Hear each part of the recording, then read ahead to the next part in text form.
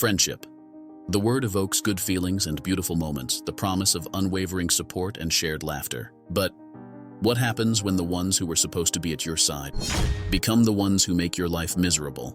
Friendship is a bond that often forms in the most unexpected places, with those who become our confidants and partners in adventure. However, life has a curious way of testing the bonds we hold dear. Sometimes friendships that once felt unbreakable begin to fray at the edges. It might start with subtle changes, a growing distance, or a difference of opinion that festers into something more profound. The friends you thought would stand by your side through thick and thin might become the source of stress and heartache. It's a painful and disorienting experience when friends turn into the cause of your unhappiness. In such trying times, it becomes essential to navigate the complexities of these friendships.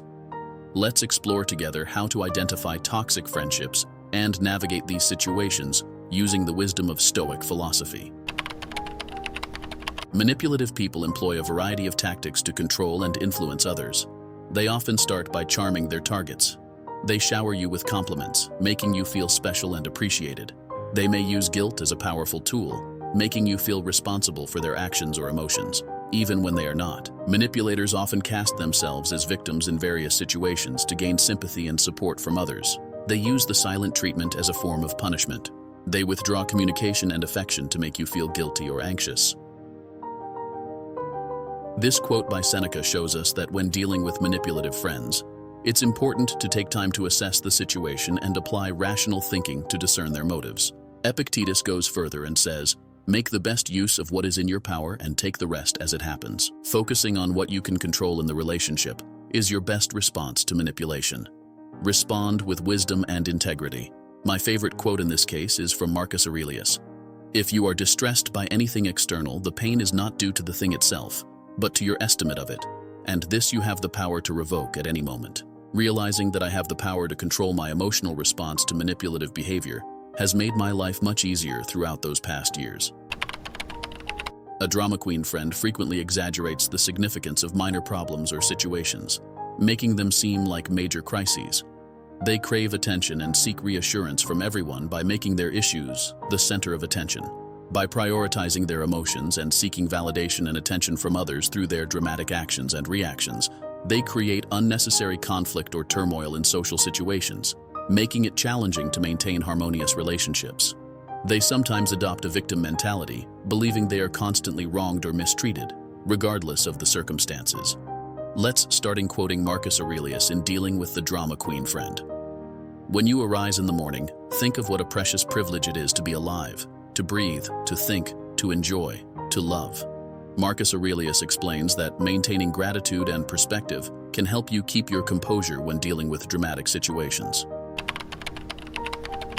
This advice from Epictetus teaches you to focus on your own responses to drama queen behavior, choosing to remain composed and not let their actions disrupt your inner peace.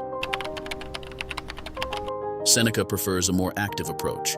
He advises to confront dramatic situations with courage and composure, rather than succumbing to unnecessary drama. Whiny friends often complain about various aspects of their life, from minor inconveniences to more significant issues. They tend to exaggerate their problems, making them seem worse than they actually are. It's hard to have a positive conversation with them because they complain about the weather, their job, their relationships, and various daily inconveniences. They may repeatedly bring up the same complaints even after receiving advice or solutions from others. The worst part is, they ask for advice but then dismiss suggestions, continuing to whine about the same issues without taking action.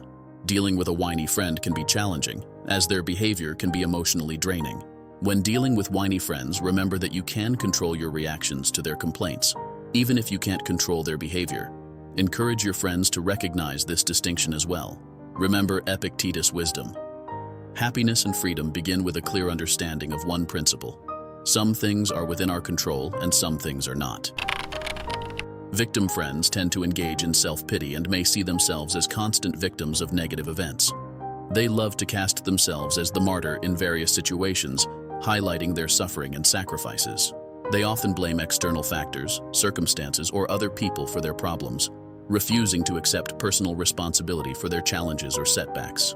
They seek attention and validation for their perceived suffering and are resistant to taking proactive steps to improve their situation. They believe that their circumstances are beyond their control. That's why they dismiss or resist when presented with potential solutions or advice. While Stoicism doesn't directly address victim friends, its principles can provide guidance on how to deal with friends who often adopt a passive, self-pitying attitude. Encourage your victim friends to recognize that their perception of suffering may be exaggerated, and they should assess the actual impact of their circumstances. Remind your friends that while external circumstances may be beyond their control, they can control their responses and find inner strength to face life's challenges. Stoicism encourages rational thinking, emotional resilience, and the ability to control one's reactions in challenging situations. These principles can help individuals, including victim friends, shift their mindset and develop a more positive and proactive approach to life's difficulties, ultimately nurturing healthier and more balanced relationships. The truth is, friendship, like life itself, is a dynamic and ever-changing entity. Dealing with toxic friendships is a challenging but necessary part of life. It requires effort, understanding, and sometimes tough decisions. As much as we cherish the good times and treasured memories, it's crucial to acknowledge when a friendship has turned toxic and is doing more harm than good. Sometimes this means bidding farewell to friends who no longer align with your well-being. It's not an easy choice, but it's one that allows you to protect your happiness and nurture the relationships that truly matter. In the end, the choice is yours. You have the power to choose those who surround you, and your friends should be the ones who uplift you, motivate you to chase your dreams, and share your values.